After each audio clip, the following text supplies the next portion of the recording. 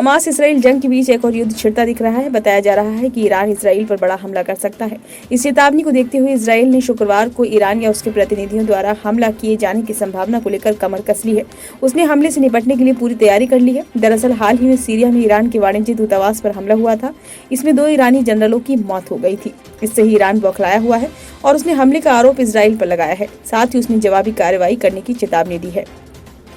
Bharat, France, Poland और रूस सहित देशों ने अपने नागरिकों को इस क्षेत्र की यात्रा नहीं करने की सलाह दी है। गौरतलब है, हमास और इसराइल के बीच 7 माह से युद्ध जारी है। वहीं व्हाइट हाउस के राष्ट्रीय सुरक्षा परिषद के प्रवक्ता जॉन किर्बी का कहना है कि ईरान से खतरा वास्तविक और व्यवहार्य है। इजरायली सेना ने कहा कि उसने नागरिकों को नए निर्देश जारी किए हैं, हालांकि लोगों को सतर्क रहने के लिए कहा है। मुख्य सैन्य प्रवक्ता डैनियल हगारी ने शुक्रवार को कहा, पिछले एक दिन में सेना ने ईरानी हमले की खबरों और बयानों के बीच स्थिति का आकलन किया और कई परिदृश्यों के लिए योजनाओं को मंजूरी दी।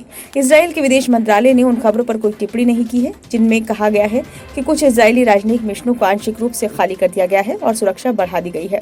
इसराइल के एक बड़े दैनिक अखबार में कहा गया है, बदला लिया जाएगा और अगले कुछ दिनों में ही 1 अप्रैल को सीरिया में ईरान के वाणिज्य दूतावास पर हमला हुआ था। इससे दूतावास का एक खंड पूरी तरह ध्वस्त हो गया था। वहीं ईरान के 2 शीर्ष सैन्य जनरल और 5 अन्य अधिकारी भी मारे गए थे। इस हमले का ईरान इसराइल पर आरोप लग रहा है। साथ ही उसने जवाबी कार्रवाई करने की चेतावनी दी है। हालांकि इसराइल ने हमले की जिम्मेदारी नहीं ली है।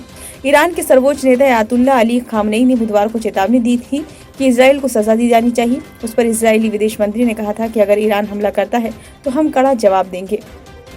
इसराइल द्वारा काफी दिनों से सीरिया में ईरान से जुड़े ठिकानों पर हमला किया जा रहा था, लेकिन ताजा हमला अपने आप में पहला है जिसमें ईरानी दूतावास को निशाना बनाया गया। ईरानी दूतावास पर हमले में हिजबुल्लाह के लड़ाके भी मारे गए हैं।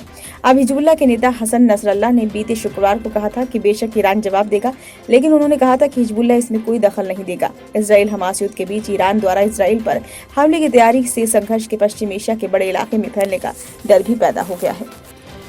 ब्यूरो रिपोर्ट, नई दिल्ली।